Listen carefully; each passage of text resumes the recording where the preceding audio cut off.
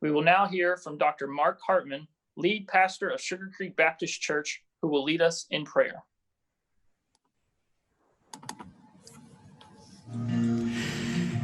Before I pray, I just want to say a word of thank you to every one of you for all that you have done for us, to Judge George and all of our commissioners, for our county attorney and county clerk and all of our public officials in Fort Bend County.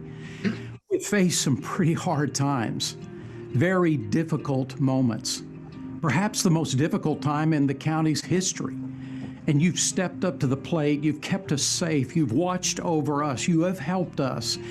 And I want to say to you how much I appreciate each and every one of you for what you have done for this county. Thank you so much for your leadership and your skill.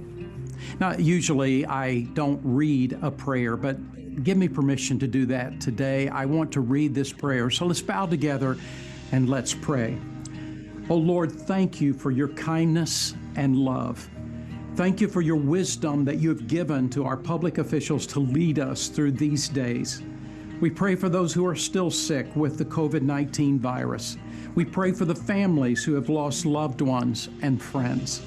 Be our healer and our comforter. Give new strength to our first responders and medical staff. Give rest to our public officials who have worked so hard on our behalf. And now lead them to make righteous decisions as they gather, that they may continue to bless this county. In Jesus' name I pray, amen. God bless you as you meet today for our benefit. Have a wonderful meeting.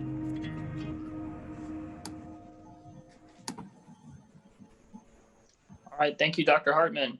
Please join me in saying the Pledge of Allegiance and Texas Pledge. Students representing Bentley Elementary and Lamar CISD and Clements High School and the Fort Bend ISD will lead the pledges. I pledge allegiance to the flag of the United States of America and to the republic for which it stands, one nation, under God, indivisible, with liberty and justice for all. Honor the Texas flag. I pledge allegiance to the Texas, one state, under God, one and indivisible.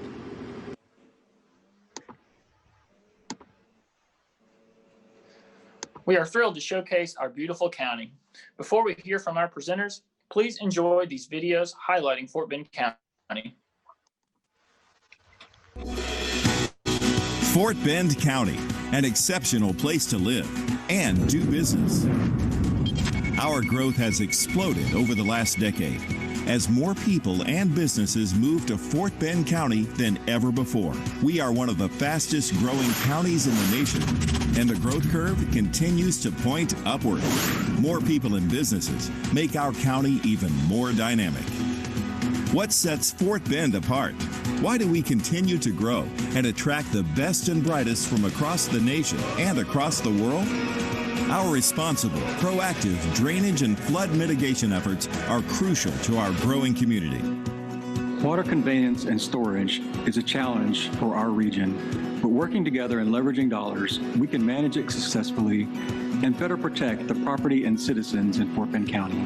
To do that, we're focusing on three main areas. We passed a drainage bond where we leveraged $83 million of Fort Bend general obligation bonds with $186 million in state and federal funds to remove silt and debris and improve flood mitigation. We also partnered with the City of Sugar Land and the Army Corps of Engineers, among others, to study erosion of the Brazos River.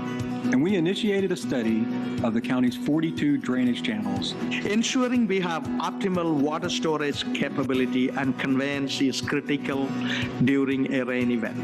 But equally important is having a state-of-the-art emergency management center and a reliable and ready team of professionals to help our community in a time of need.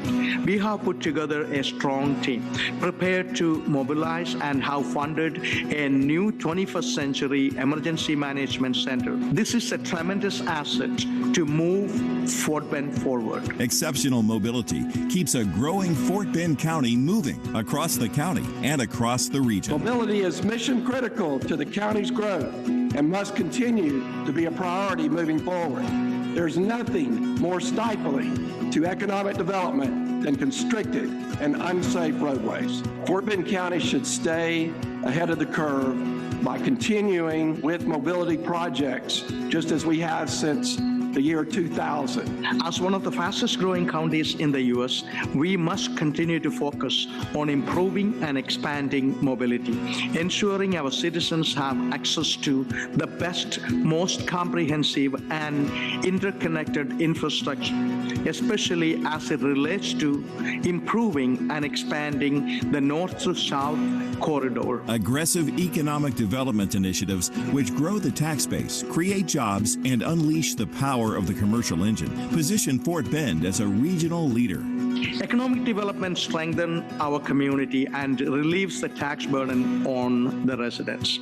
Our highly skilled, highly educated, and diverse workforce, available and affordable large tract of land, and tremendous access to Greater Houston and beyond attract new companies and encourage those who are already here to stay home and expand. As a county, we enhance access to community assets and resources as the county develops, meeting the needs of a growing population. Because we have so many new people and businesses moving to Fort Bend County, county government must support that growth with new and expanded community amenities, such as parks and recreation facilities, as well as libraries, public safety centers, and transportation outlets. The quality of life we are so fortunate to experience in Fort Bend County is tied to that access to resources. So we must ensure that all citizens have access to and can enjoy what we have to offer and are served by our community's resources.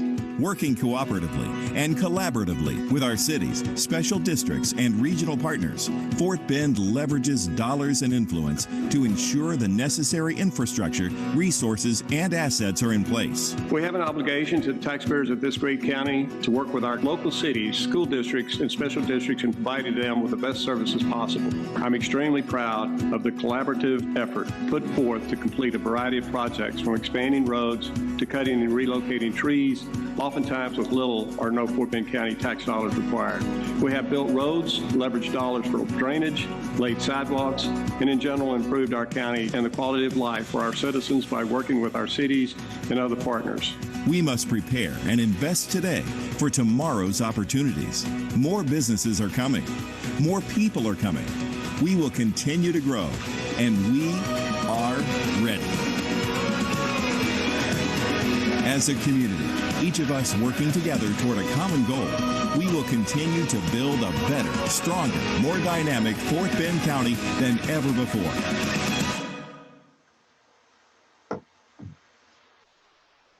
So, I have a question. What's next for Fort Bend County? That's a good question. I know just the people to ask. More investment in innovation. More access to community resources. More mobility to move people around. More attraction for technology companies. More educational opportunities. More international trade. More quality development. More regional resiliency. More cultural diversity. More outreach for regional allies. Cool. The future looks great. And that's a wrap.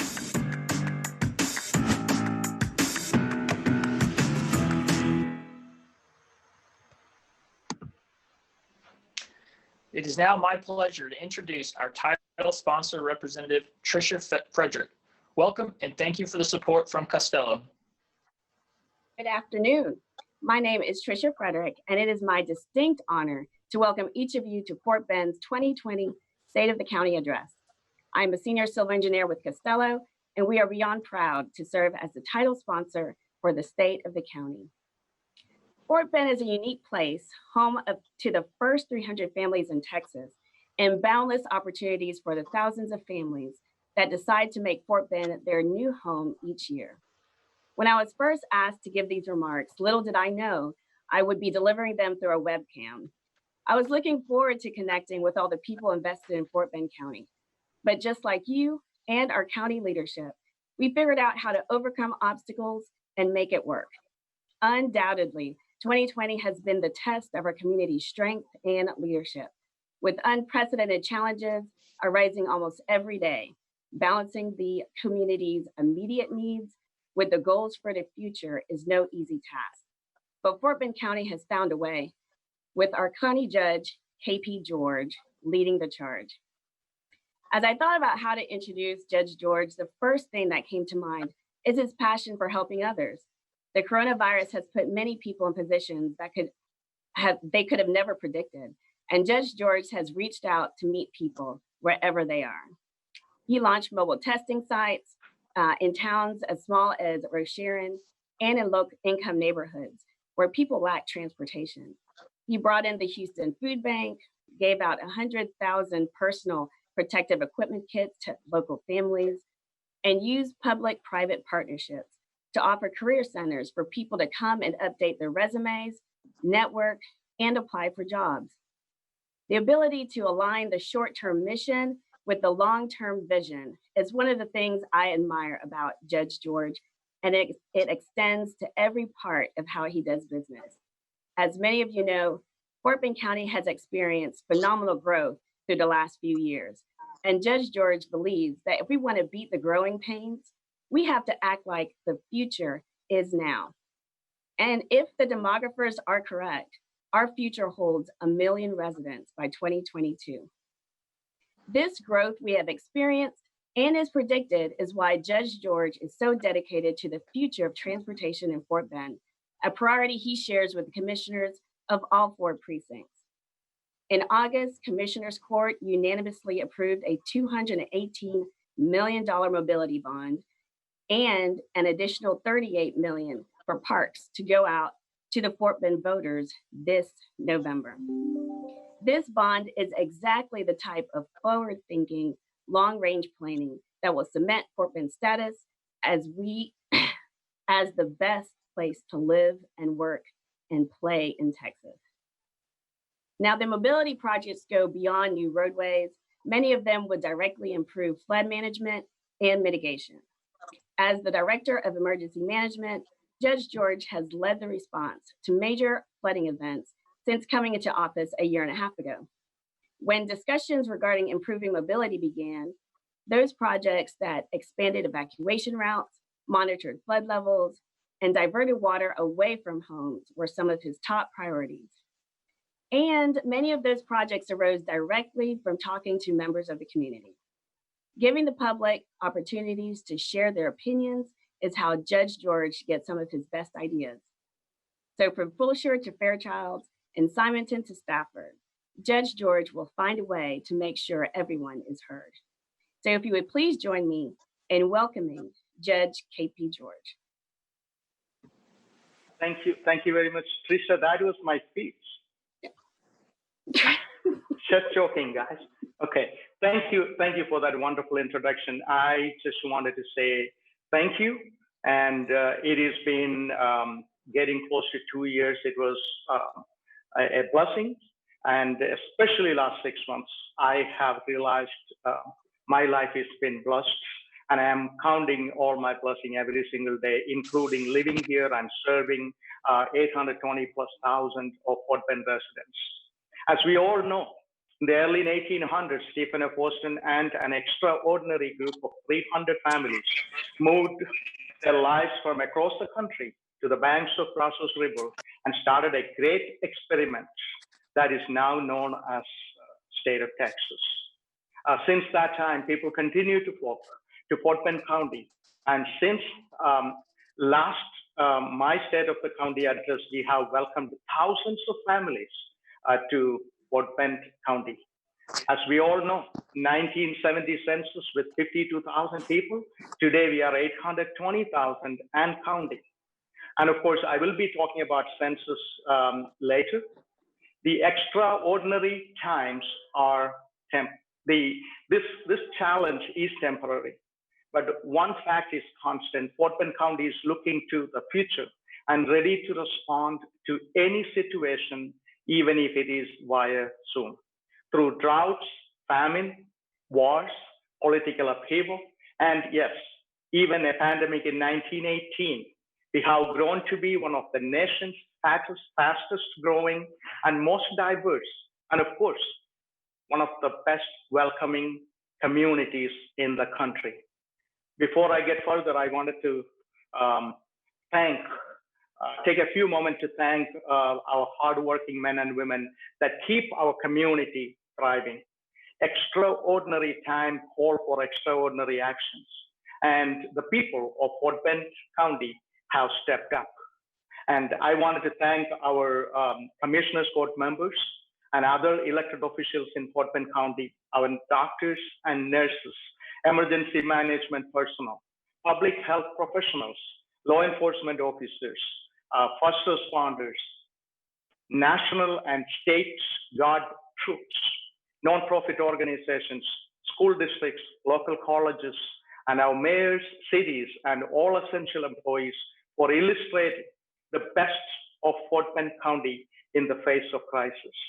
These folks, how many others have been working 24/7, and we are eternally grateful for their hard work, dedication to our community. These people make Fort Bend County a better place for all of us, and also generation to come, our children and our grandchildren.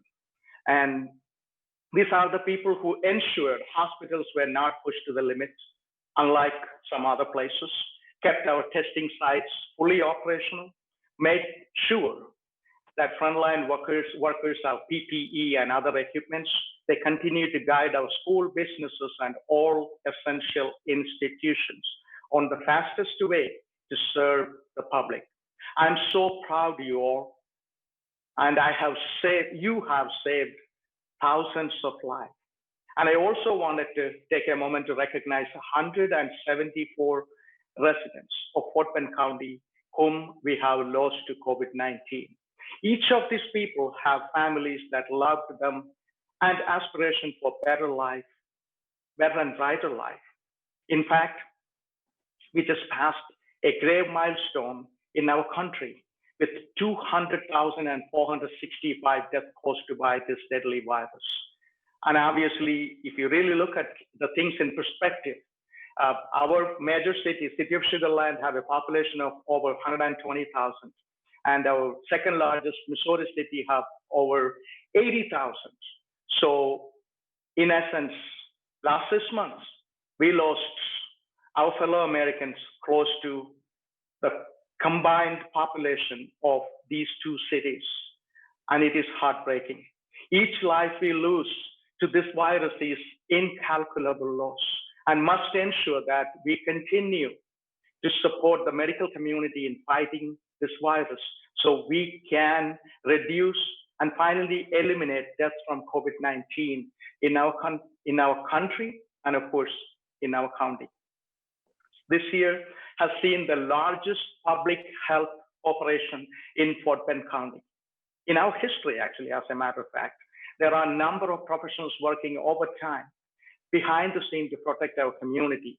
Every one of our Fort Bend County department heads, elected officials, have stepped up to the plate to keep Fort Bend County safe and healthy. I also want to recognize that even in the midst of this crisis, I have seen the best of humanity come to light in our county.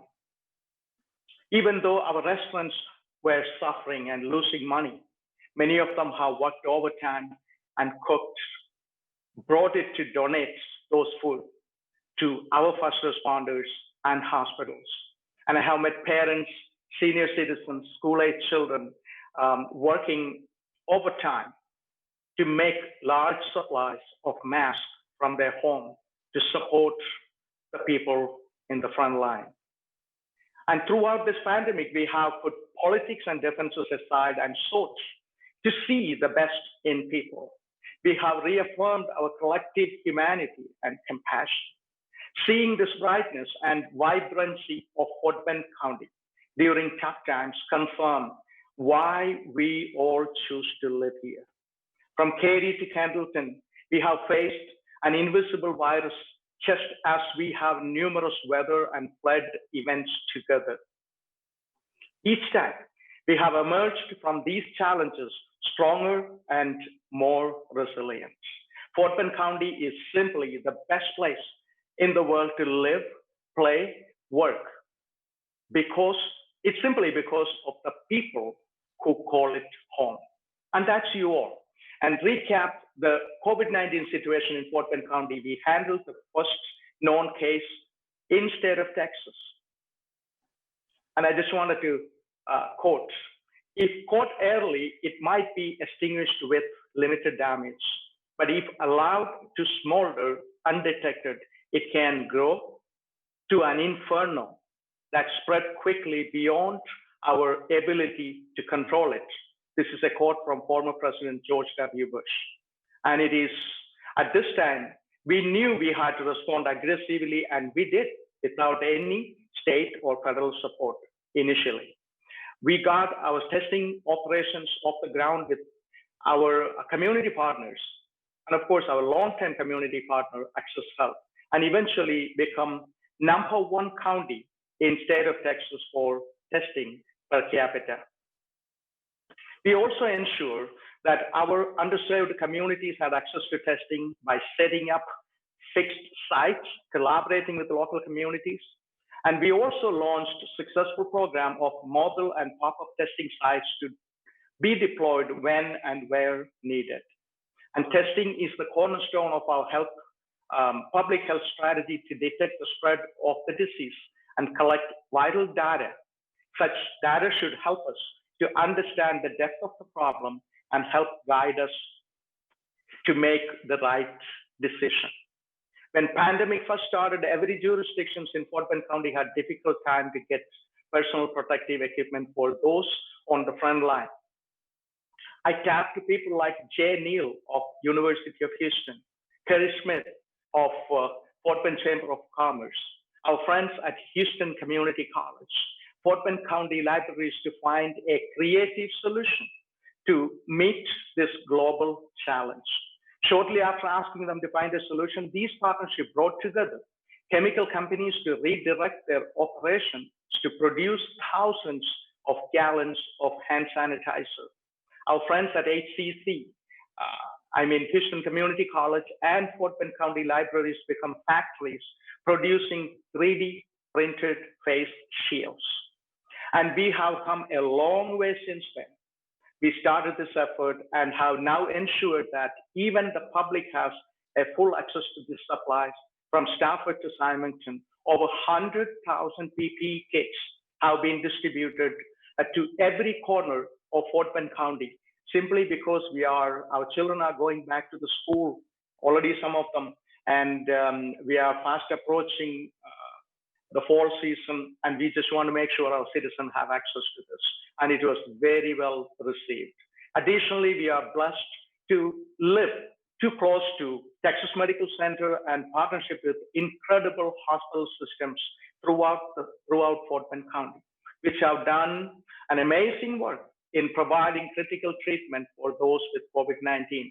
Like 1918 flu, we have limited but effective tools to fight this virus in the absence of vaccine. These tools include physical distancing, facial coverings, no large gathering, increased sanitation. We must continue to use these tools to crush the curve of COVID-19.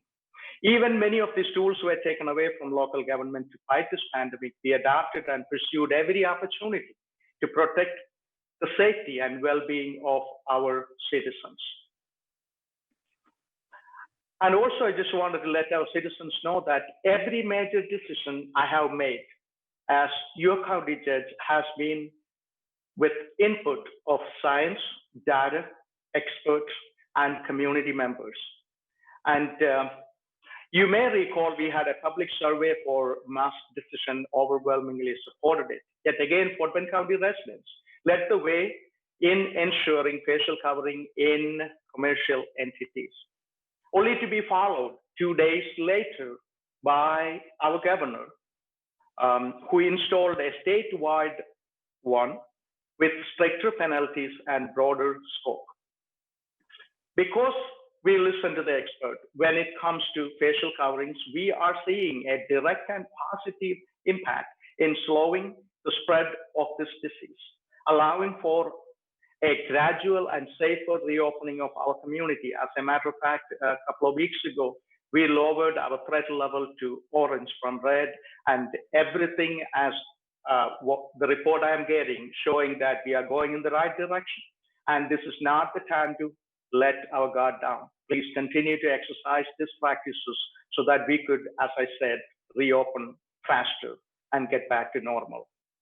And during this difficult time, we know and understand the financial hardship faced by our residents. That's why Fort Bend County has lowered our tax rates. We have been discussing our legislature for the possibility of property tax appraisal relief and encouraged all other taxing entities in Fort Bend County to lower their tax rates as well.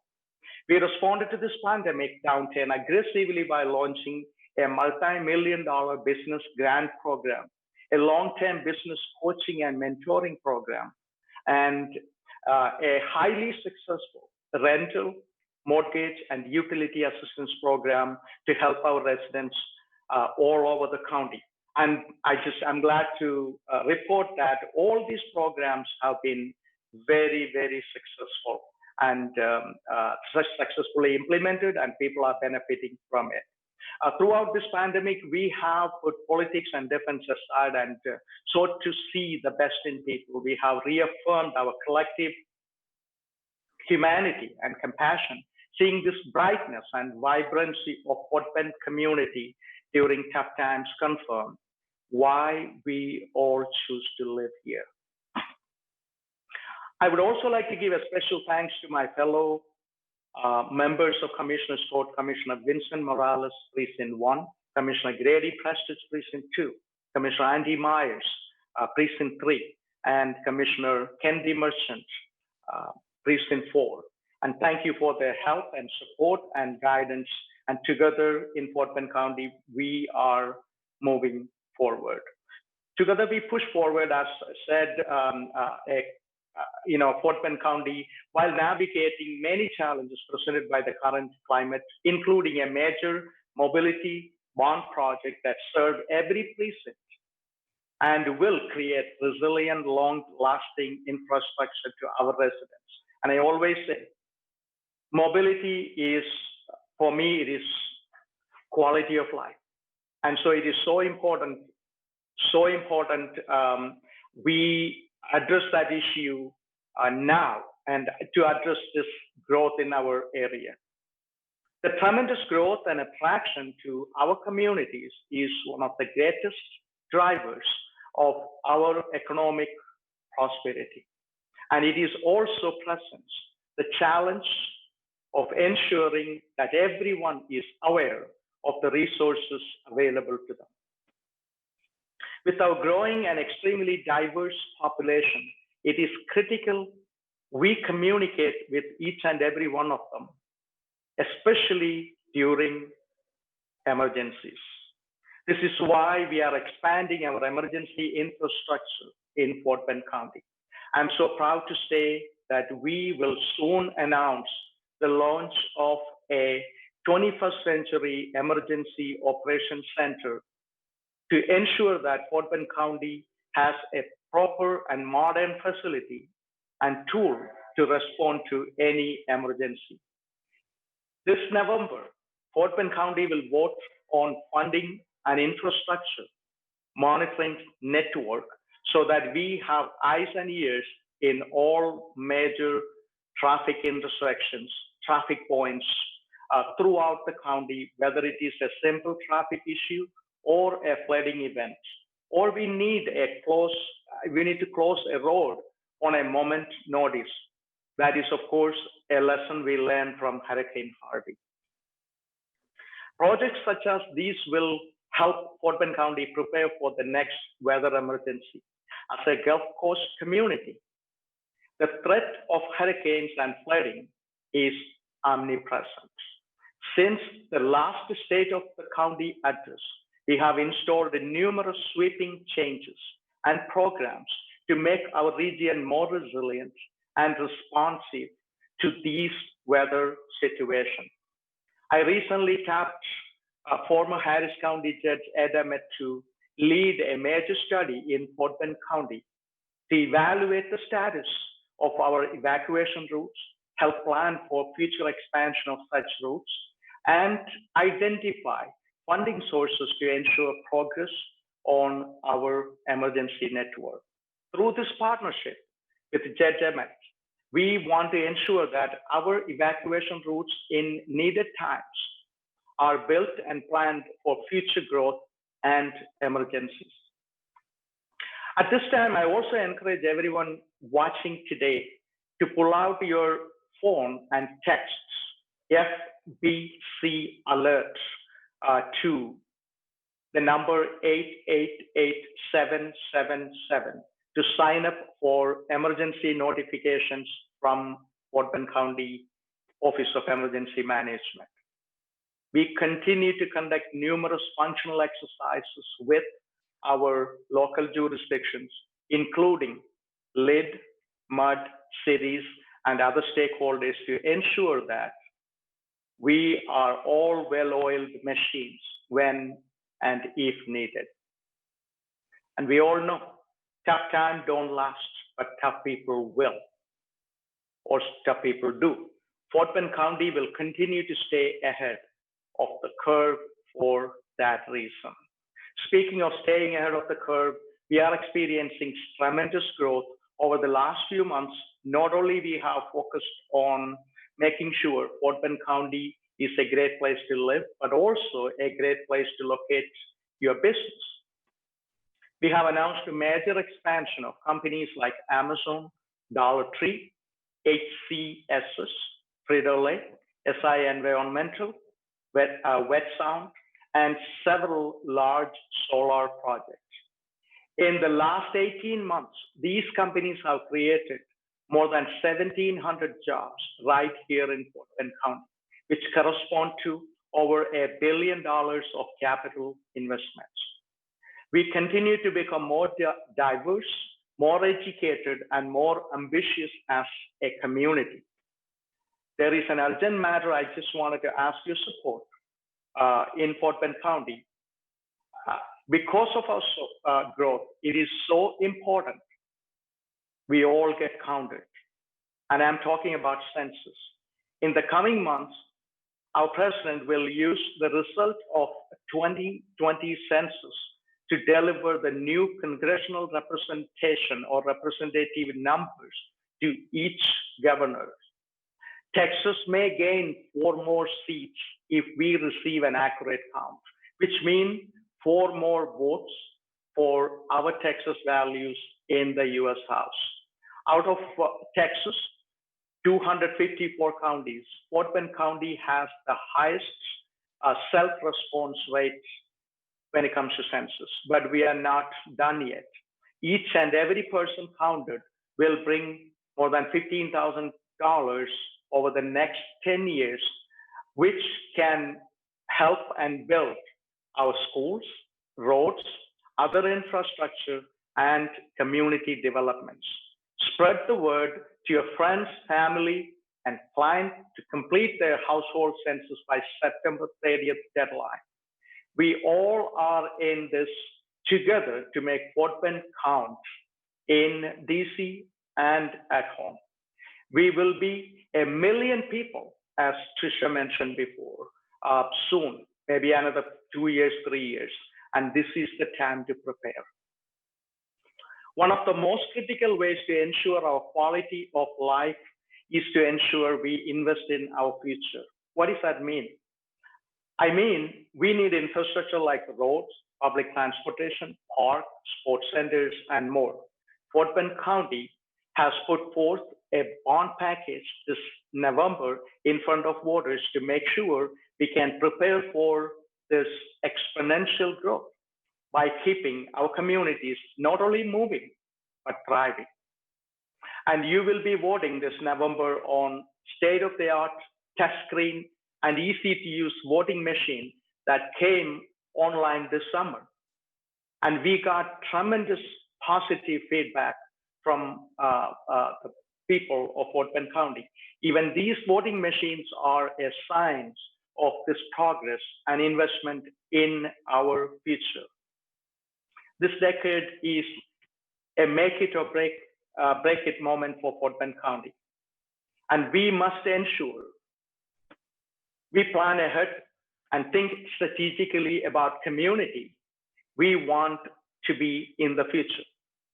From additional park to serve our families, to roads to ensure access to our region, and emergency infrastructure. This major bond package will support the need of our future starting today. I encourage everyone to go to Fort Bend County Engineering website to see the full list of projects to move Fort Bend forward. I just wanted to say in conclusion,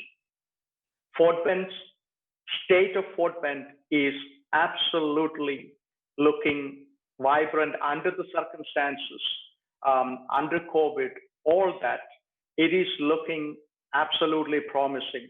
And we don't have enough homes available for people moving in, to buy. And so there is a shortage of inventory of homes available in the market. So that shows even in the middle of this pandemic, there's a lot of people are moving to Fort Bend and they wanted to call Fort Bend home. And these challenges, of course, we all know that. I always believed this. These challenges are in our communities are going to bring opportunities. It is our responsibility to not only overcome these obstacles, but convert, as I mentioned, them into opportunities for our community to grow and thrive. Let us answer this call by history, by expanding opportunity for all and working together to overcome the challenge we face. We will continue to make our county and community more engaging, effective, and efficient for everyone in Fort Bend County. And that means our purpose is Fort Bend moving forward. As I mentioned in the beginning, we are living in a historic moment. Our children, our great-grandchildren are going to learn 2020 in their history lessons. And I just wanted to make sure, I'm wondering what they will be learning. What we do here today is going to determine how that history is going to be written. And I just wanted to make sure, and everyone who living in Fort Bend County wanted to make sure that history is going to be in our favor, and so that we are making the right choices in Fort Bend County. So we have a future, which is we all can look forward to continue to Fort Bend thrive for the sake of our children, our grandchildren, and generations to come. Thank you very much. Thank you, Judge George. A bright future is surely in store for Fort Bend. We will now move forward with our panel discussion, which will be moderated by Cynthia N. Colbert. Ms. Colbert took the helm of Catholic Charities in 2012. She led Catholic Charities recovery efforts in the aftermath of Hurricane Harvey in 2017 and helped establish their disaster recovery program, which includes a long-term disaster recovery case management services. She earned her bachelor's degree from California State University, and she was named one of Houston's most admired CEOs by the Houston Business Journal. Ms. Colbert, thank you for being with us today, and I'll turn it over to you.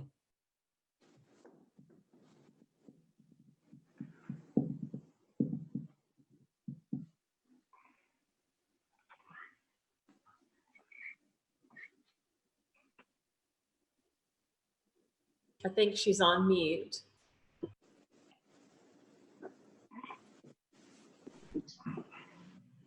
Can you hear me now?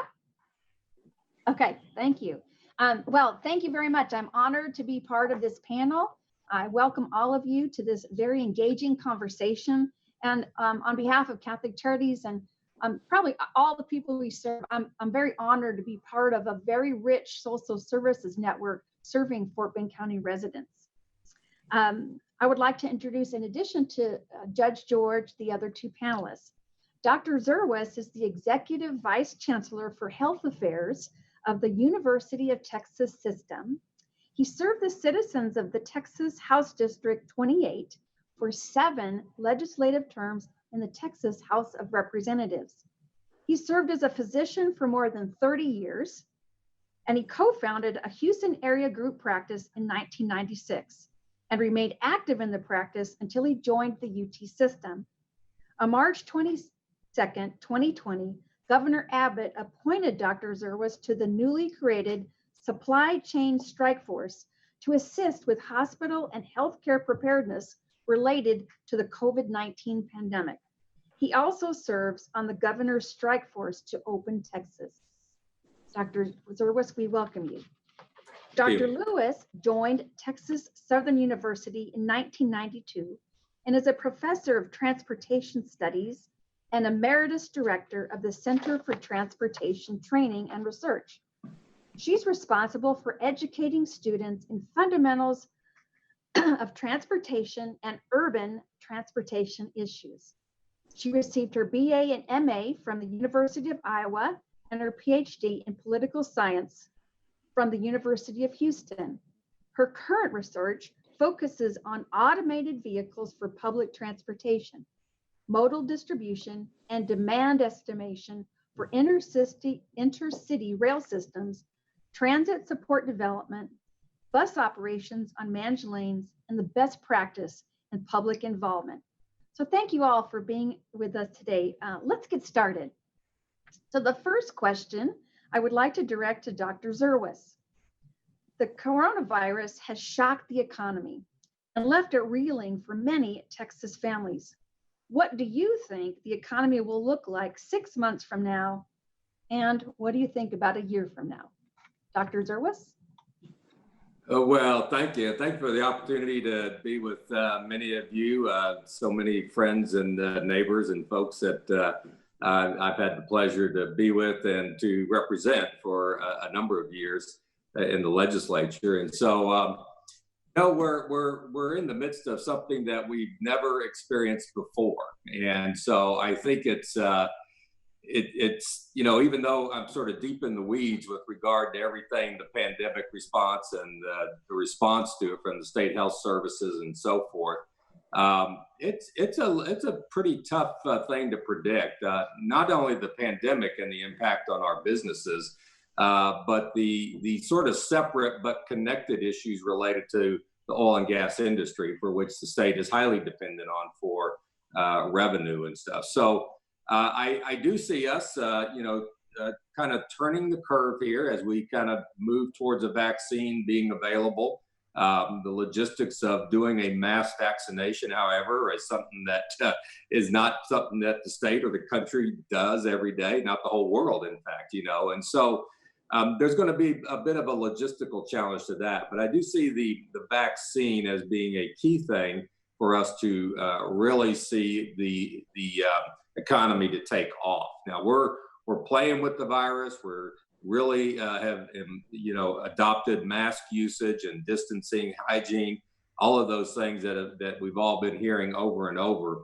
And in the absence of a vaccine, those are the best thing we can do. In fact, I used when I describe a mask, I say that's our vaccine right now, in light of the fact that we don't have one, because it'll protect me and it'll protect you and the people I come in contact with and stuff.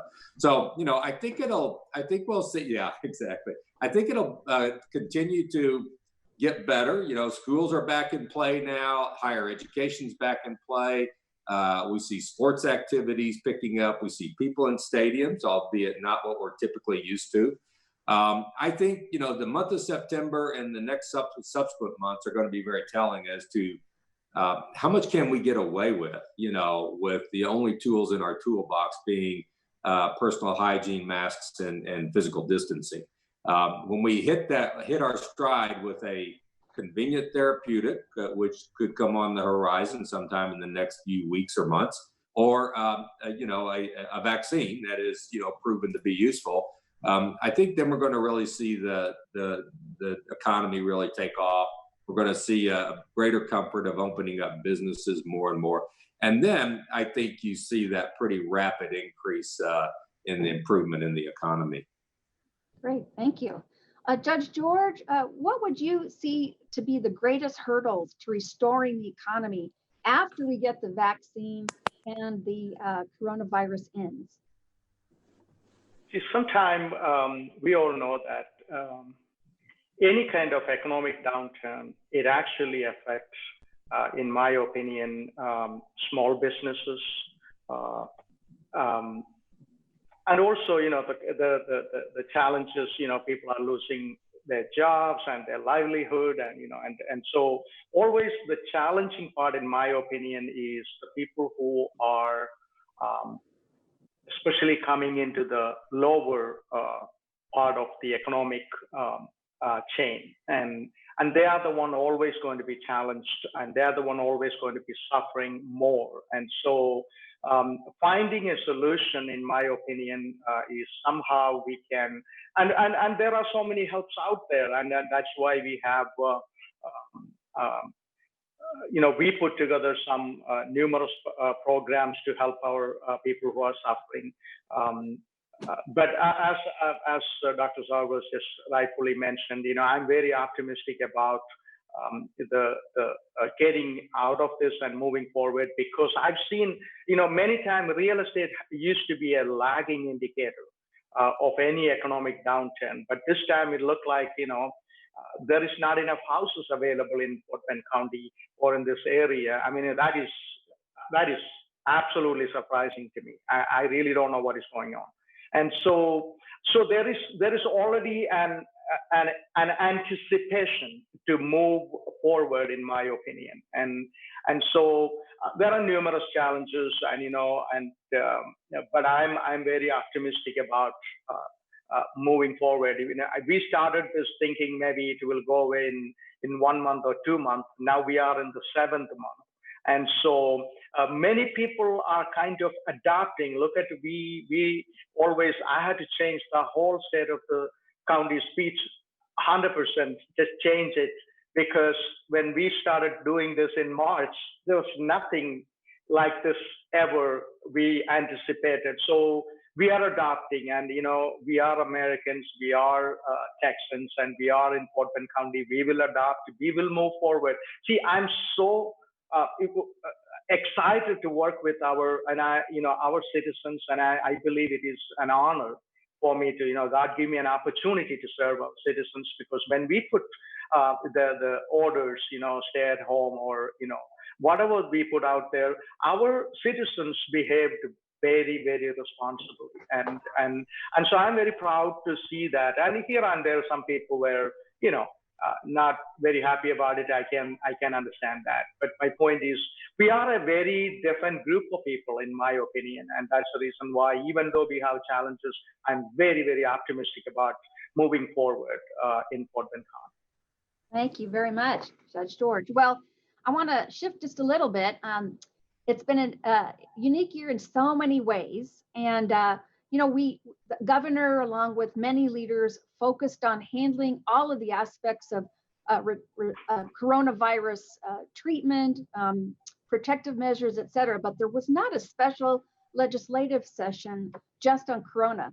But we all know that January will kick off the next legislative session for the state of Texas. So thinking about all that we're facing, I'd love to hear from Dr. Zerwas and Judge George. What do you think are the top 3 to 4 issues that we'll be seeing discussed in the upcoming legislative session? Well, I'll start off, and Judge George can chime in behind me on this. I think certainly the biggest issue that the state is going to face, and frankly, it's always the biggest issue, and that is, the budget. How much money are we going to have available to spend on the whole variety of services that the state is involved in providing. Last legislative session, where we really presumed we were going to have a significant amount of cash come in. This is obviously all pre-pandemic. We did some pretty heavy lifting during the session, but it was also pretty expensive stuff. So we made some significant investments in K through 12 education, and those are going to continue going forward. And so as we look into the next legislative session, we're going to come in probably $4 billion short this time, whereas before we were looking at being about, $7 billion, overall ahead. And so, we're looking at a pretty big swing there and stuff. So that money will have to be found. They will figure that out. In 2011, I participated in the budget effort in the worst, situation I ever seen. And that was where we walked in looking at as much as a $20 billion deficiency based on the previous services, the previous budget. We figured that out. It wasn't very pretty. It was pretty ugly, in fact. And we'll figure this out. They will figure this out, not me this time. And so, that will be front and center in the legislative session. The other things that'll be playing into this a fair amount are the overall redistricting that occurs. As you know, every 10 years, redistricting occurs, and that's a legislative effort. It's an incredibly partisan effort. You know, it's Republicans, Democrats vying for, you know, what do the districts look like in the state. And, you know, that's going to be determined by what does it look like in terms of the majority in the House. The Senate's probably pretty solid Republican. And of course, there's no statewide on the ballot this year. And so, you know, so I think that's going to be something that overlays everything. And, you know, there's obviously a significant amount of racial strife, you know, that's out there right now. And we're seeing that in the form of a lot of different things, protests and so forth. But you also will see that in terms of various legislative efforts that will go forward. And so those will be pretty big things. And then there will be all of the COVID-19 related legislative efforts. What are the things that we have learned going through this pandemic that we want to try to prepare for, so we aren't caught in such a bind like we were this time, with inadequate supply chains for PPE, uncertainty with regard to hospital capacity and manpower, you know, just almost, you know, adequate testing capabilities and stuff. But those are all things that we need to demonstrate that we've learned, that we're prepared for the next time that something like this comes. Let's hope it's not near as severe as this, but there will be continued epidemics. They may not be pandemics, but there'll be continued epidemics. And as a state, we're going to have to be, you know, better prepared as a consequence of having fought our way through this pandemic. Thank you. Judge George, what could you add to that? Yeah. First of all, I tell you, Dr. Sarvas, you know, it is a little sad for me you are not there to figure this thing out this time around. But and I always, you know, known you and respected you. You come from the other side of the political spectrum, but always respected you as a person, a man of integrity and, you know, common sense and all that good stuff. So thank you for your service. I always appreciated you. And in my opinion, I tell you this, I will be making a lot of trip to Austin. I will tell you that much, you know, this January onwards.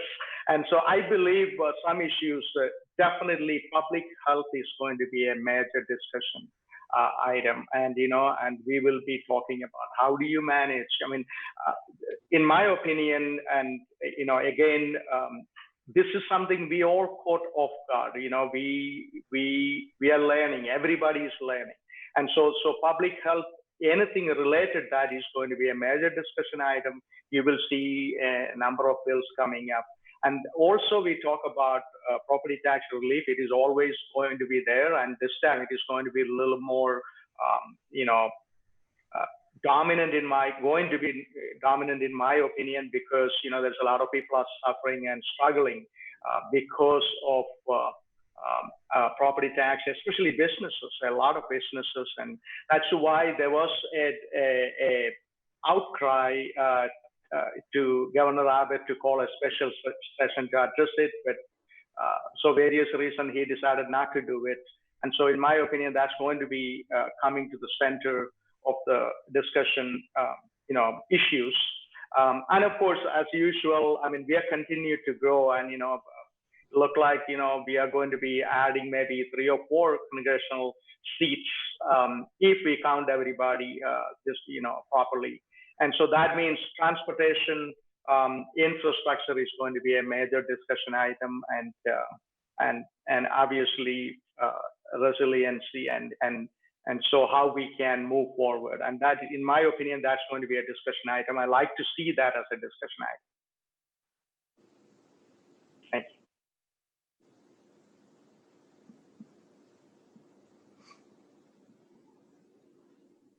Hello?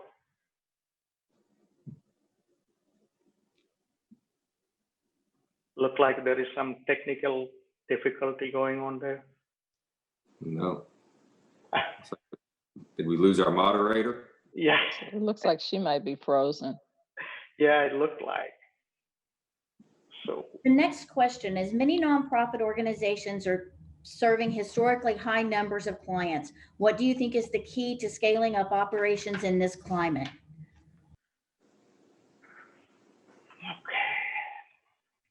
Cynthia, can you give us your opinion there?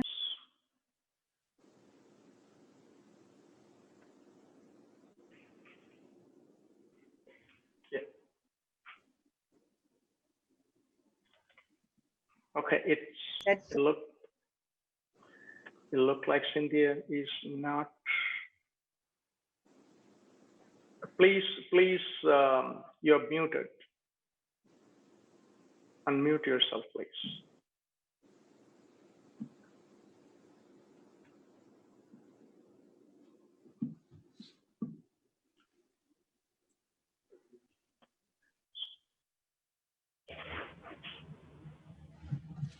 Okay. Judge George, can you go ahead and give us your comments there? I'm not sure. I tell you, absolutely. So talking about nonprofits, and you know what, why we are serving in big numbers, because there is a need out there, and you know, there is, and I tell you, I'm a better person than 6 months ago. And I have seen so much what happened, people, you know, coming out of their comfort and getting, they all wanted to help and support. And Fort Bend has always been so blessed with numerous nonprofit organizations out there to caring for our community, taking care of our community, and supporting our community. And I don't want to name one. I'm afraid if I miss somebody, I could be in trouble, because there's so many organizations continue to do that. And obviously, why it is going in a high rate, because there is a tremendous need out there. And we are, actually organized numerous food distribution events, PPE distribution events, and so whatever we can do to support, and that is happening somewhere in Fort Bend County almost every day, because of our nonprofit organizations out there. They're caring for our citizens. And I always say, when it comes to government, they can do certain things, they cannot do certain things. And our nonprofit organizations fill in that part where we don't maybe have enough resources or the expertise, and they are the one doing it. And so that's the very reason why there is a huge need out there. That's why you see their effort, very visible in our community. And you wanted to add something to it? Are you back? Hello? Can you hear me? Go ahead.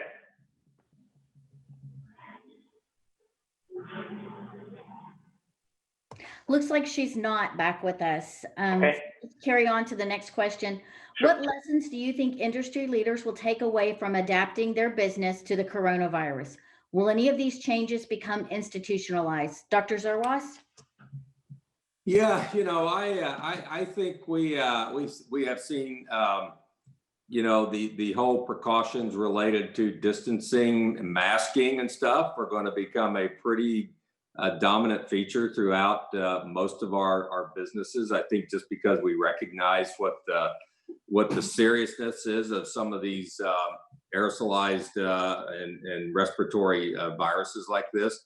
If you look at countries who have dealt with this already in pretty high intensity, the Asian countries, you notice that there's a lot of masking and so forth that goes on out there. Now that's presuming everybody comes back to work. And so I will share with you from my own perspective, I largely sit in an office building in Austin, Texas during the week. And we have been, like most business offices, we were told to go home in mid-March. People went home, but they continued to do their work very effectively. And in fact, it will change the way we work now as a consequence of becoming comfortable with this. Now, there's obviously some things that you can't do, from a distance. hard for me to do an anesthetic, distantly. I don't think my patient would appreciate that very much and stuff, but there's a lot of hands-on stuff, especially in the healthcare professions, but others that will be changed for a long time as a consequence of this. In the medical industry, something that I think will stick, and I certainly hope that it will, is the whole use of telemedicine as a way to deliver healthcare. We saw many thousand-fold increase in effective medical visits as a consequence of using telemedicine. And we fortunately got waivers to be able to do this. And fortunately, we're seeing some movement in insurance companies to recognize the value of that and paying for that and stuff. We'll see how that all plays out on the long haul and stuff. But that is something that's always been out there. There's always been groups that have made a pretty good, ability to use it. But it was actually a game changer for the medical industry as a consequence of the efforts early on to get the governor to execute some waivers to allow for telemedicine to be used fairly broadly. So I think that's something that'll stick. And so, in both those areas where I work clinically versus where I work in an office setting, I think there'll be dramatic changes in both of them. And I don't think that's a bad thing. I think that if you look at time lost in commuting, risk in commuting and other things and stuff, I think people will probably get frankly, a lot more joy out of their work by being able to balance that. I don't think that they'll necessarily be full-time at home. They may not want to be full-time at home, but they certainly will have the ability to balance that. And so,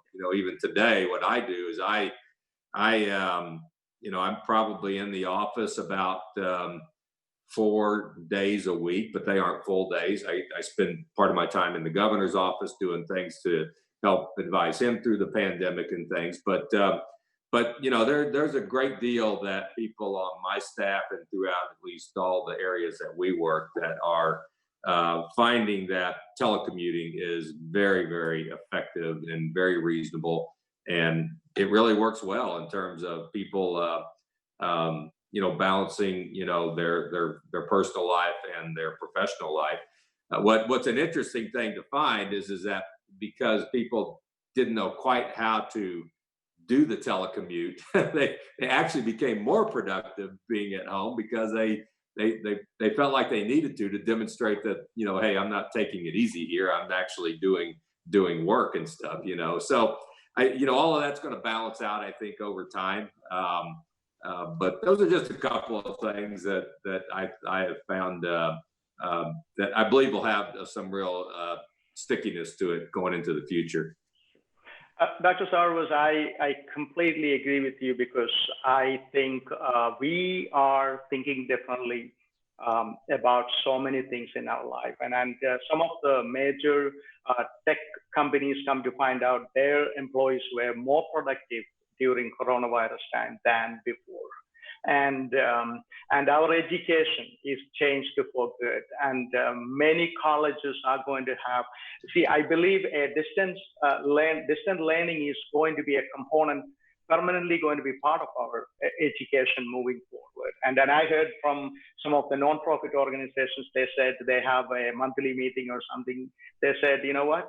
We are going to meet every quarter or something in person, and other meetings we are going to do, virtual meetings. So I believe this actually bringing us to learn and adapt, and it took forcefully, the nature, God, whoever we call, they actually forcefully asked us to change, but it is not at all a bad thing, and I completely agree with you, Doctor, on that. Yeah, thank you, Judge. And you would think since I'm in higher education that top of mind would have been the challenge to convert to totally online education, and at spring break, quite a heavy lift. But then now going into the fall and we're trying to say, okay, how much can we reasonably do? In fact, for the most part, 95% education is online in the fall, and to a large extent will probably be like that during the spring, because again, just the timing of the vaccine and the comfort level of being able to change things. But you know, higher education, I'll speak to that, and obviously K through 12 has its own issues also, which you certainly are more capable to answer that than me. But in higher education, it's always been considered one of the last industries to transform as a consequence of technology. And you know, our hands were forced on that, and I don't think it's a bad thing at all. I think, you know, in terms of looking at how we can continue to reach out and educate future generations of workforce in light of the growth of the population of our state. These are good things, and for those that embrace it, you know, that's going to be I think a real winner for them in the big scheme of things. Doctor, I completely agree. As a school board member for a number of years, and I tell you this, you know, I still like to see our small children, you know, the kindergartners and first graders, and also especially children with special needs. That's going to be a hard things to manage online or virtual, so I still like to see especially our young children in classrooms. But even at a higher level, maybe high school level and all, some of that education is going to be virtual moving forward. So, like, I completely agree with you, sir. It is actually not a bad thing. Thank you. Thank you, Judge George and Dr. Zors. This is Cynthia. I'm back. I apologize. I somehow got kicked off the Zoom, but I'm back. So, you know, Dr. Lewis, we've not talked about transportation yet, an important issue in the whole region, really, including Fort Bend County. So, Dr. Lewis, what are the top priorities for long-term transportation planning here in Fort Bend County? And then just a second question, how do these priorities play into the priorities for the greater region? So Fort Bend County, and then how do they relate to the larger region? Dr. Lewis? Well, the conversation that we've just had about distance work and telework has been interesting because of conversation late by professionals is how much will the telework phenomenon last when we are back? And the answer is no one knows for sure. But if you put a few numbers on it, like I just looked at Fort Bend County, and so you all, as you know, are projected to grow about 200,000 people over the next, X number of years. Pick a number, 5, 6, whatever. Another couple 100,000 people. And if you compare that with the number of jobs, about 50,000 jobs.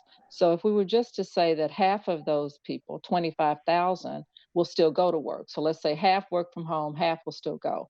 And so if you still have half of those going, and then some portion of them, let's say even half again, will work a normal sort of work day, then you've got 12,000 job seekers in the morning going to and from work. Your freeway is only going to hold about 6,000. So you're still going to need, and what I just went through was conservative, right? So you're still going to need the investment in the transportation infrastructure, both from a roadway perspective and a public transportation perspective, because we're running out of space. So I think the priority for Fort Bend County will be to sort of think outside the box in terms of how to address the future transportation need, and to not anticipate that our COVID time is going to be long-lived. There's going to be a point where we're going to come out of it.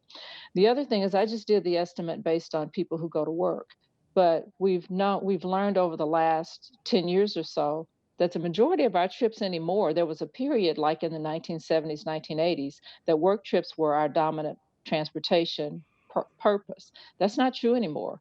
Now our dominant transportation purpose is what we call home-based other. People are going other places. So you layer all that trip making on. And so the priority is to not anticipate that this lull we're in is going to be lasting, and to make sure that transportation remains a priority for your community in terms of funding it, thinking about it, and making plans for it. So in terms of then going to the rest of the region, it's important to know that I say in Houston, when we do our transportation planning, if you want to know how we need to do trip making, take 2 hands full of marbles and throw them up. because basically we're going everywhere. And the same is true of people from Fort Bend. People need to make trips internal to Fort Bend. People need to make trips external to Fort Bend, going into Harris County. And so we need to be able to look at all of our avenues and make sure that all of our avenues are, have some attention to them. Part of my responsibility is with Gulf Coast Rail District, and we have been for years trying to look at some way to get commuter rail down 90A. We are still looking at that. And so that would bring people from Fort Bend up that 90A corridor. We're thinking all the way from Rosenberg into the medical center, where there's a dominant trip pattern from Fort Bend into the medical center. So that's just kind of the things that we transportation wonks think about, and how we kind of look at where we're going in the future. Great. I think that is transportation. When we think about the growth of business and of the population in Fort Bend County, transportation is one of those hot and very important issues. So thank you for sharing. Yeah, I just wanted to add something there. In my conversation, please don't misunderstand me. Because of COVID, we don't need any infrastructure. That is absolutely not true. And I believe Fort Bend, it's so funny. I mean, Dr. Lewis, we just had a conversation last week about it, right? So I am always, because to me, I always say that proper transportation or mobility is, to me, it is a quality of life issue. And nobody wanted to spend 2 hours, 3 hours in commuting time, and nobody wanted to do that. And also in Fort Bend, if we, people come to find out, if you go to Fort Bend, you are going to be stuck in traffic, then people have so many other options to go there, buy their house somewhere else. And so that is the very reason why I just mentioned we have a sizable, mobility bond is going to be on the November ballot. And so we are continuing to address the mobility issue. We need to continue to build road. And right now we manage around 1,967 miles of roads in Fort Bend County.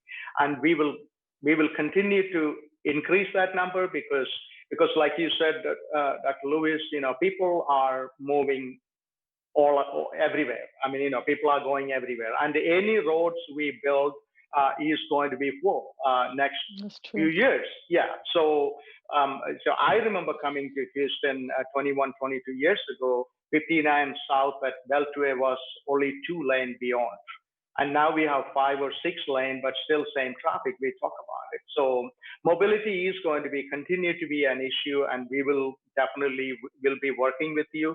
Mass transit is another discussion I love to have, because you can only build so much road, and we all know that. And the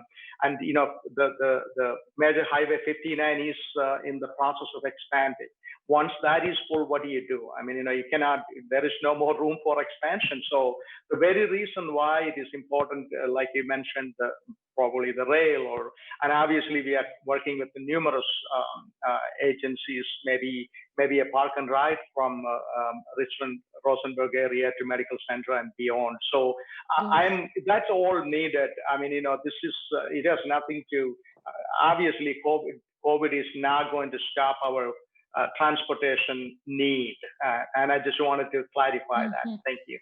Perfect. Judge George, there was a question in the chat from a member who's attending, and they asked if the Fresno Arcola area is included in the mobility bond. Do you know that, or can we answer that? As far as I understand, it is, but I encourage them to go to the Fort Bend engineering department, and all projects are, posted there, and you could read and understand. And as you know, each precinct the projects are prioritized by the precinct commissioner and his team. And I greatly appreciate our commissioners. They did a lot of work to put this thing together, and so I encourage them to look at the Fort Bend County Engineering Department or call your respective commissioner's office. So I'm sure they will answer that question. Okay. Well, we have one final question, so I'd invite Judge George and Dr. Lewis to comment. So, we started hearing the word resilience, resilient especially as it results related to hurricane recovery. But now we're hearing resilient infrastructure, the phrase that we're hearing in terms of transportation and in urban planning. What do you think that it means if we do resilient infrastructure right? What does that look like? What does that mean for Texas and for Fort Bend County? Mm-hmm. I don't know. Do you want me to start and then Judge? Please George? go ahead. Yeah. Okay. Yeah, So I please think, go ahead. well, what has happened, we learned a lot during Hurricane Harvey and the flooding that we had. And so we had a lot of infrastructure that was damaged during Hurricane Harvey. So we've learned a lot about especially when we do new roadways, to not just think about the maintenance and the durability in normal times, but to also make sure that there's some greater sustainability in even the types of materials that are being used. Things are being considered like, maybe raising roads a little bit as opposed to maybe having them on a flat plane. The crowning so that the water drains, and then that rolls into where that water drains. So the water sewer systems, the bayous, making sure that the interrelatedness of all of our facilities is coordinated and thought about in advance. One of the big problems that we have with flooding is bridges, because what we've learned is that the water, when it's moving in hurricane condition, is very damaging to the columns and the piers. So a lot of work is being done to make sure that the bridges are better stabilized in case of future water events that we have. So much is going both into the construction and durability of our materials, as well as just thinking about, and those are things that are already existing, as well as rethinking how new facilities are structured. The other thing that's happening in our planning environment is that when we look at roadways, and what happens in our regional planning is roadways are given a priority based on a lot of criteria. Well, now, if it's an alternate route for evacuation, it's given more points. So those kind of things are happening in the background of our planning to make sure that there's more than one way to sort of leave an area if there's a need to evacuate. So the answer is sort of wrapped up in the planning of our future facilities and the stabilization of our existing facilities. Judge George, would you have anything to add? Yeah, I completely agree. And to me,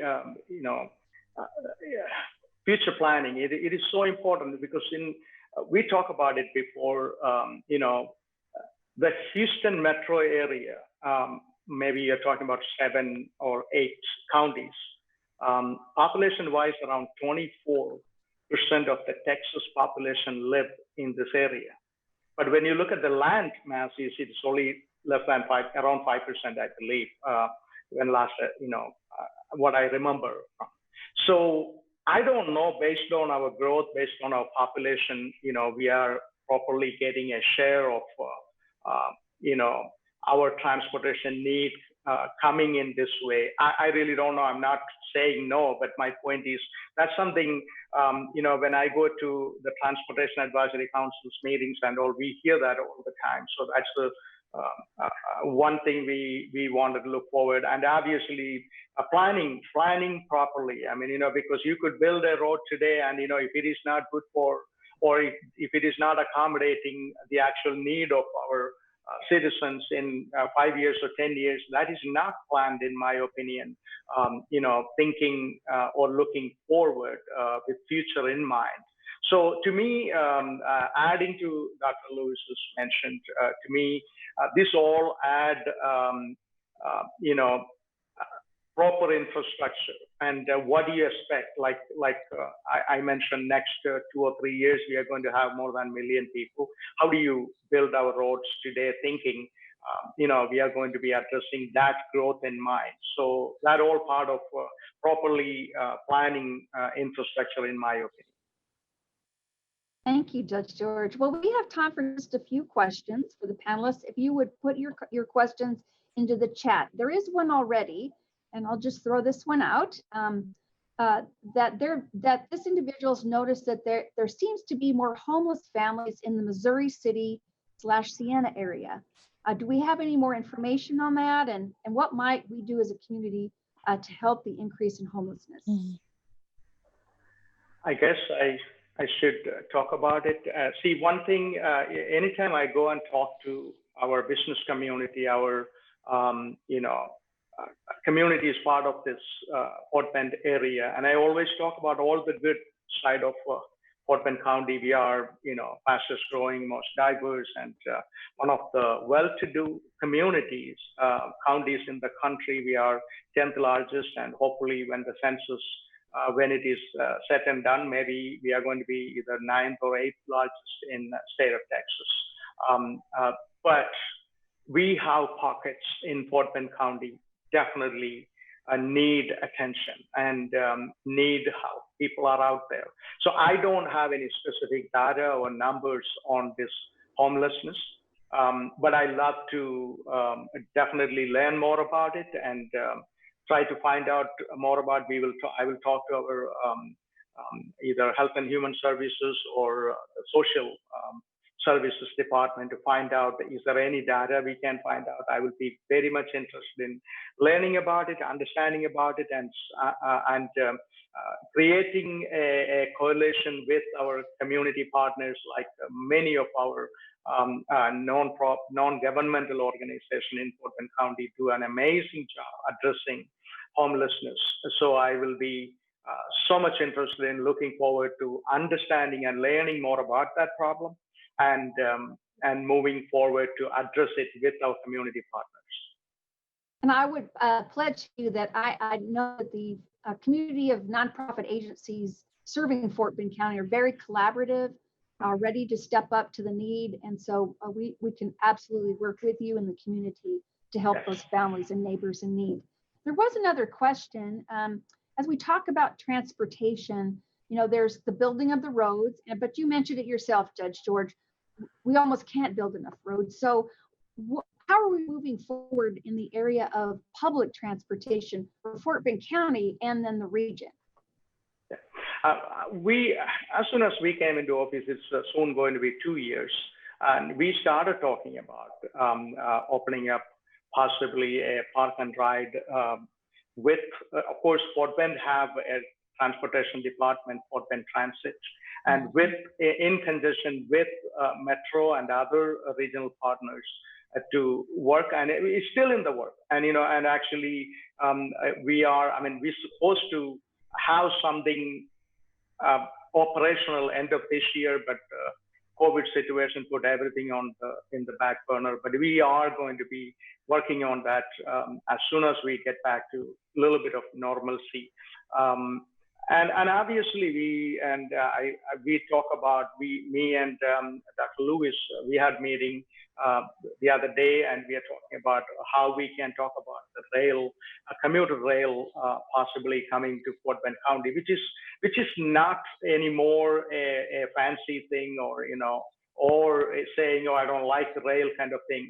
It is important. And also I felt many times, I do travel world a little bit. And I have, of course, I lived in some of the busiest cities in India called Mumbai, and I was in Taipei and Hong Kong and places like that. So, see, rail system is as bad as many people think, and it is maybe one of the best way to environmentally friendly and best way to commute people with no problem. And you see that when you travel to big cities like New York or Chicago and that kind of places. They do an amazing job. And so I like to have that conversation. How do you plan? When you have 1 million people, and 2050, our projection in Fort Bend County looking at 2.1 million people. And so what does that look like? I have no idea. And how do you plan for, how do you build road for 2.1 million people? Now we only have 800 plus. So it is not going to be easy. Mass transit is something we have to address. We have to talk about. We have to seriously look into it and see how we can accommodate, because otherwise we are going to be stuck. And so I am always open to have that discussion in my, and we will be working with our regional partners very closely in those issues. moving forward. Dr. Lewis, anything to add? Well, I like everything that Judge George said. The only other thought I'd put on the table for people to consider is that when we look at rail systems and commuter rail systems around the country, they are also an economic stimulant. And so when you look at communities outside of Washington, D.C. and the Virginias and the Marylands, when you go to those where those rail stations are, you can see the rail station by the way the development has occurred proximate to them. So they actually stimulate the economy. So it's just another way to think about it. We talked about the jobs coming into Fort Bend County and the thing I would, kind of say to everyone, this is kind of a sidebar that's kind of funny. My daughter went to school up in Dallas at SMU, and she said what she noticed when she got there is that the people who came from the Dallas area were very sort of structured into where they came from. The people from Plano knew the people from Plano, the people from DeSoto knew the people from DeSoto, blah, blah, blah. The people from the Houston region those kids knew everybody, whether the kids were from HISD or the Fort Bend ISD or Spring ISD. So we mix ourselves around down here. And so I said that to say, I talked about the number of jobs coming to Fort Bend County. Well, you shouldn't think that all of the jobs coming to Fort Bend County are going to be, inhabited by people who just live in Fort Bend County. That's the truth now. You've got the medical center there on the Southwest Freeway. Well, all those people don't live in Fort Bend County. Some of them come maybe from a little north of Katy Freeway, maybe some from some of the areas in Memorial or otherwise in Houston. And so you want to think in terms of your mobility, not just Fort Bend. I kind of mentioned when we started that your transportation is internal circulation, and it's the circulation out. It's also the circulation back. And so, we're moving around as a region. I think it helps us if we think of ourselves that way, that we're interrelated, both in our transportation, our energy, our economy, and our environment, and our people getting around and having opportunities. I think we talked about light rail in the past. Are there plans to include Fort Bend County in the extension of light rail for the region? So there's two ways to think about that. There's the metro component, which is light rail and goes to the Harris County line, but Metro's jurisdiction ends at Harris County. So whatever would happen beyond that would need some kind of local agreement or something pulled together for that. The second way is Gulf Coast Rail District, which I have the honor right now of chairing.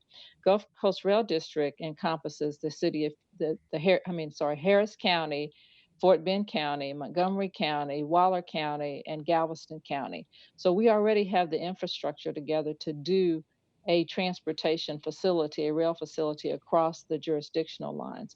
At this moment, though, we have to do some planning about that. We don't really have a lot of time for me to tell you all the work that we've done historically in looking at where to put that rail line. But we're going to have to do more work. And so we are looking at and beginning to talk with Judge George and others about how to pursue that. So there's a representative from Fort Bend County on Gulf Coast Rail District. The mayors of Fort Bend have an appointee who now is Mayor Owen. It was Mayor Scarcella until recently. But that interest in how that rail system comes about is one of the priorities for Gulf Coast Rail District. We've got work to do, but we want to do it. And we can only do it with you and if the people of Fort Bend County are interested in seeing that happen. Thank you. Well, we're running a little bit out of time, so I'm going to ask us to wrap up. We'll conclude with Judge George, but if the panelists want to give just a very short concluding remark, Dr. John, we'll start with you. Well, listen, just thank you all for hosting this in times where we all would much rather be with each other.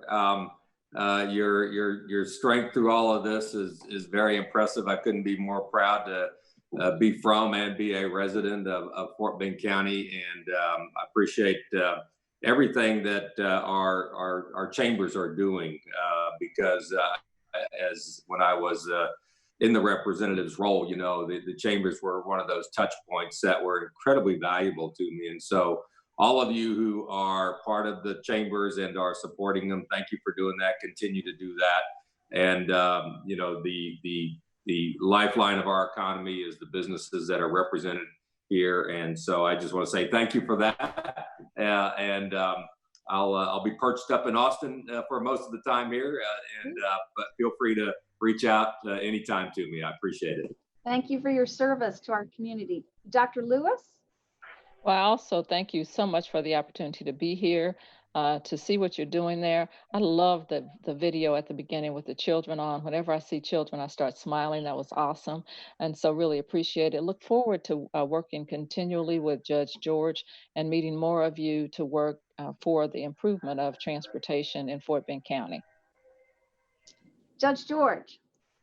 And I just wanted to say thank you for each and every one of you participating in it. I know that we all are busy, you all are busy people, but taking the time and talking about issues important to Fort Bend County. Dr. Sarvas, I hope you didn't sell your house. You keep it, right? One day you come back. And you're always welcome in Fort Bend. You know that because this is your home. And Dr. Lewis, and of course, Cynthia, thank you for all. I mean, you guys, Catholic Charities, and all these NGOs are making our county better every single day. So I just wanted to say thank you for all you do, and thank you for participating in this discussion. It's an honor. I just wanted to say, it is a God-given opportunity to serve Fort Bend County. Especially last 6 months, I realized God put me in the middle of all this stuff. And like I said before, I'm repeating, I'm a better person because of that. And I will continue to serve our citizens. That's going to be my top priority. And so I'm blessed. And I'm surrounded by so many wonderful people, you all, and I'm very blessed. And so we will continue to see each other. We will continue to work, even maybe Zoom. Maybe soon we will get back to, Doctor could tell us, maybe soon we will get back to normal. And I wanted to get back to normal because I'm more like a people person. I like to shake hands with people and say hello to them in person. But until then, we do this way, and I hope it was productive. It was, we were able to learn so much. And also, I see there is a lot of questions maybe we didn't answer from our listeners, but we are available to answer those questions whenever it's possible, or even pass on to certain respective authorities. Some of them are, maybe the commissioners are able to answer those questions and things of that nature. But once again, it's an honor to serve Fort Bend County, and I will do everything possible to make our Fort Bend citizens' life better every single day. Thank you. Thank you, Judge George, and all of you. Turn it over to Cindy Reeves. Thank you, Judge George and Ms. Colbert, Dr. Sarwas, and Dr. Lewis. We appreciate you sharing your expertise and insights with us today. As we wrap up, we wanted to share a few upcoming events. The Central Fort Bend Chamber, and Fort Bend Economic Development Council will present the Fort Bend Infrastructure Conference virtually again on October the 29th. We hope you'll participate. The Central Fort Bend Chamber will be hosting their State of the City of Richmond on October 8th, and their annual gala and awards celebration on November 13th. The Fort Bend Chamber will be hosting State of the Schools on October 14th, and their Chamber Challenge Golf Tournament on November 9th. On behalf of both chambers and the county, thanks again for joining us today. We hope you enjoyed the presentation, and we hope you have a great afternoon.